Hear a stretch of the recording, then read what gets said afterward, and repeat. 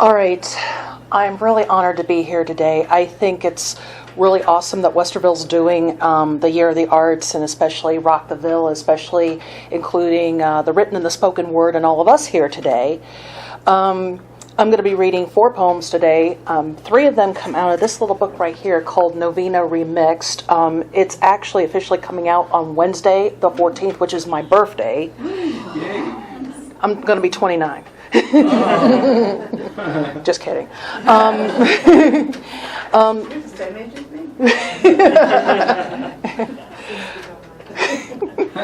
So 3 are going to come out of this cute little book right here. Actually, the first 3 I'll be reading. The last one, I'm going to kind of throw it as a little bit of a surprise.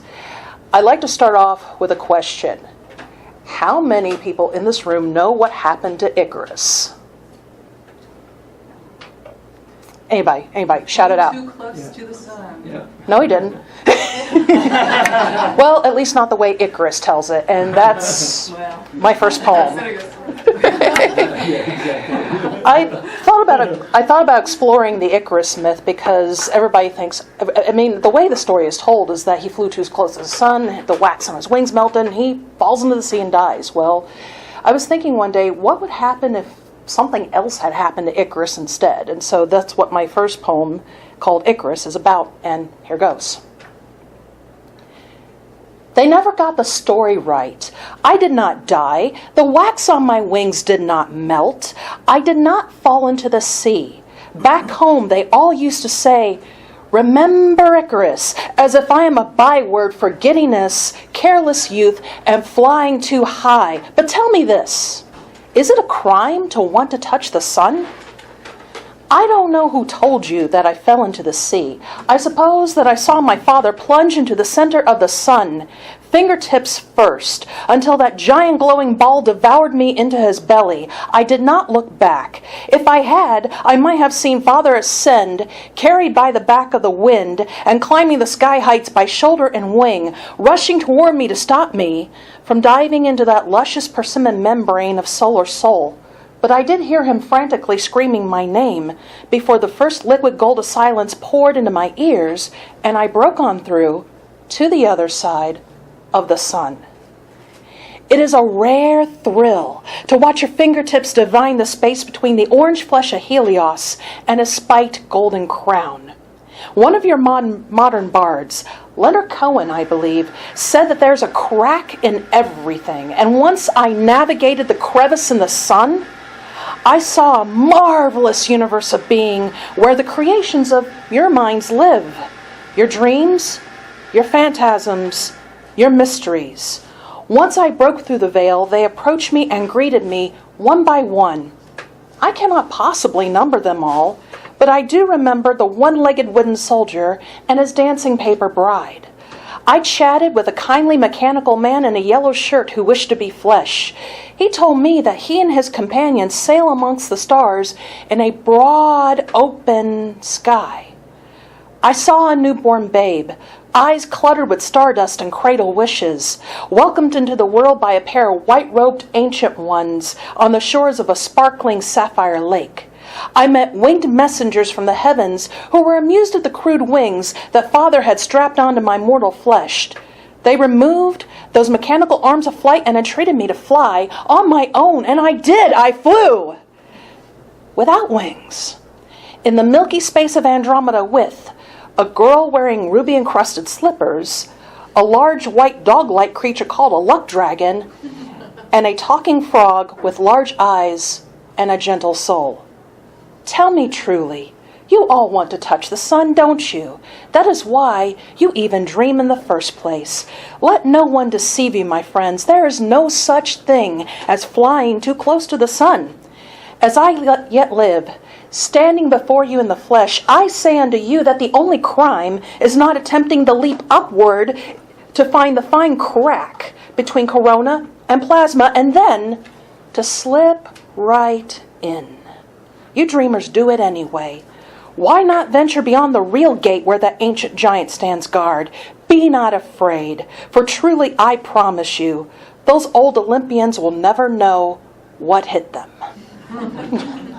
Thank you. My poetry tends to cover a lot of subjects, a lot of things. I'm inspired by a lot of what's around me. I'm inspired by other people, other writers, other artists, other musicians. The good Mr. Morrison, the hair on your shirt, for example. I write, I'd say about half to two-thirds of my poems are about other people, and about a third, maybe a little bit more than that, are about myself. So that's kind of the theme for this reading. The first two are obviously about other people. You just heard Icarus. The second, I wrote this about 3 years ago, after the Gulf oil spill happened. I know a lot of people, including some of you in this room, were very shocked and saddened by what happened, even angered. And some poets online got together and produced an online journal called Poets for Living Waters, and we were invited to submit our work about the Gulf oil spill. We thought about what it did to the animals, what it did to the land, what it did to the people, and I kind of wondered if the earth or if the Gulf herself could speak, what would she say to us? And that is my next poem, entitled Gulf Song. There is an artery in the coastline, fingers spread, bayou beckoning to the sea to come in and travel up my arm. Gulf trajectories, seagulls fly overhead, following the fringe of my fingertips inland. The ocean climbs up inside my palm, reuniting with river at the mouth of my life, which is made out of little veins. Water, it is how I live, how I came to you as a cloaked land with veils of trees, wildflowers, and tribes traversing the backs of my hands, up my veins, into my breasts and belly. My womb has seen millions of red men and women exit, hug close to earth and feel me breathe and call me home. I have billions, trillions, a galaxy of creatures living just beneath the whirl of fingerprints, crocodiles in my teeth, turtles in my jaw, pelicans and people in my pulse. At an intersection in my wrist of unoxidized blue and bone, there sits an egret, white with sorrow, white with the sea foam that I baptize my forehead with. He is oil christened, stained with brown, feathers slicked down. You birthed dead dinosaur bones from the trenches in my knees, caverns in my colon. Light your fires and call them Vietnam's children, little tragedies lit when my eyes grow dark each night. Candles do not burn in the ocean, and boats cannot swim in God's acre. There is a necropolis of expired lives, scaffolding and chassis of iron and bone copped up and vacant on the ocean floor. It will lie beneath the shroud of oil that burns and congeals within the reach of my fingers. Let the poison travel up my arm. Hope that venom can be sucked out by a kindly mouth and a bittersweet tongue. My wrist is still knitting itself together, bone halves seeking solace with each other after being shattered apart by a hurricane hammer. And there's no prayer for this except for the cry in your own throat, except for the children of mine that you wash the oil off of like they were your own babies, except for the sickness like tar balls resting in the hollow behind your navel, except for the fire launched from the soft beds of your own tongues. If you find that prayer, please say it for me. I will need it to survive.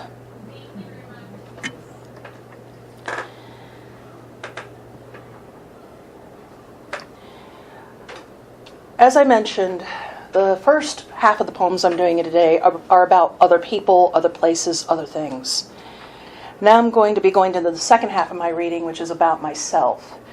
A little bit about me. Linda read kind of an introductory bio about me. I've been writing since I was about 12 years old. I started writing in junior high and high school. I started with creative writing and poetry. I won a few contests, and then when I graduated high school, I didn't write for like 10 years. I met my fiance, who is the wonderful gentleman back there on the camera. I met him in the year 2000, and in about 2004, he said to me, "Why don't you start writing again?" And I did. And I've never looked back ever since. And as some of you may have gathered from my introduction, I have autism. I have a mild form formerly known as Asperger's syndrome, but the Diagnostic and Statistical Manual version 5 has now taken away Asperger's, and now it's all just autism spectrum disorder. Basically what that means is that I have some difficulty communicating. I also have issues with basically tolerating sensory input. I have trouble with reading social cues and reading social situations. I didn't know any of this until 3 years ago. I knew I was different, but I just didn't know why. And once I found out that I had Asperger's syndrome, I'm thinking, wait a second, I don't think this is a disease. I think it's just maybe a difference.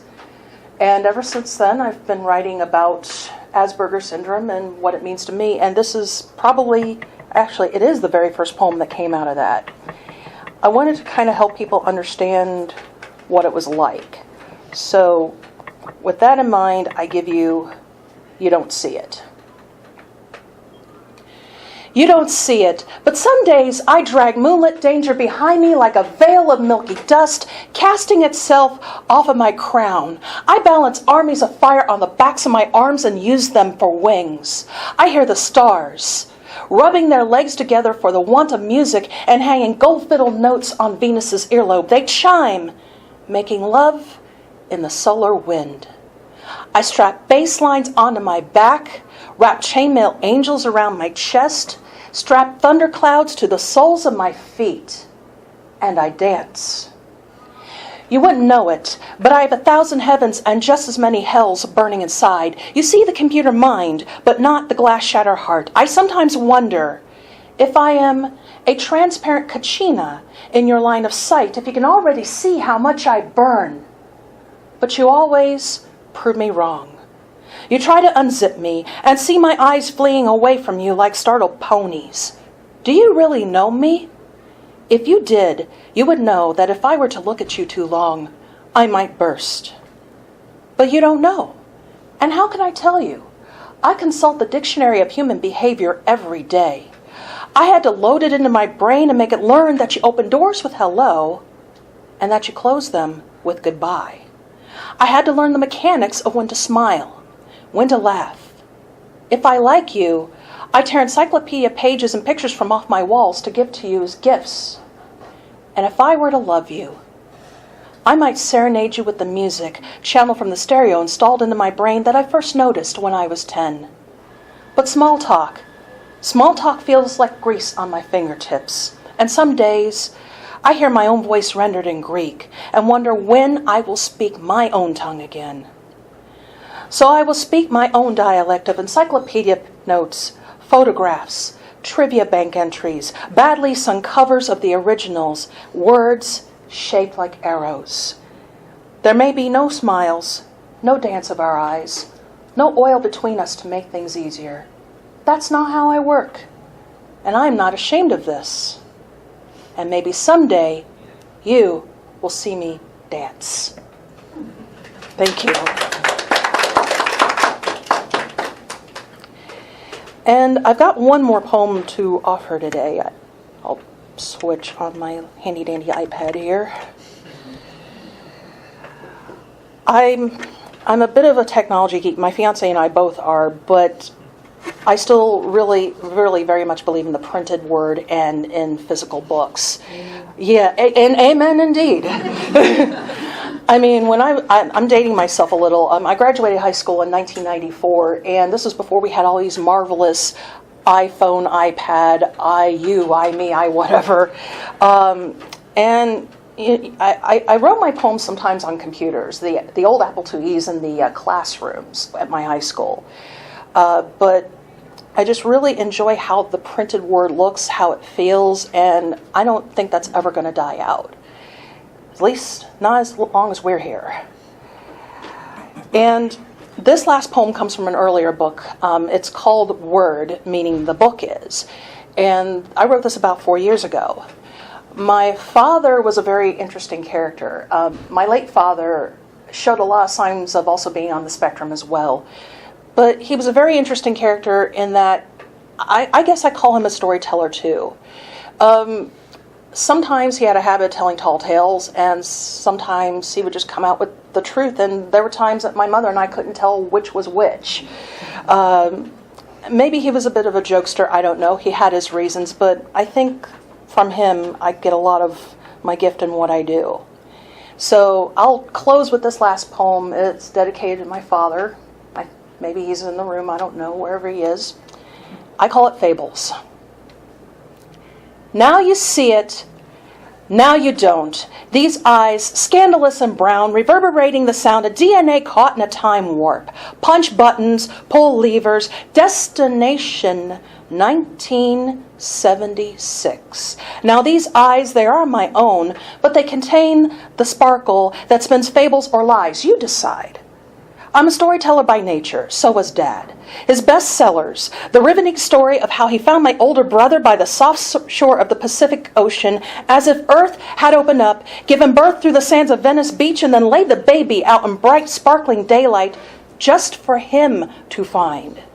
The epic tale of how he stared down a rattlesnake and brought an axe blade down on its neck while Arizona stood and watched, her burning single eye sending August fire down from her clear azure face.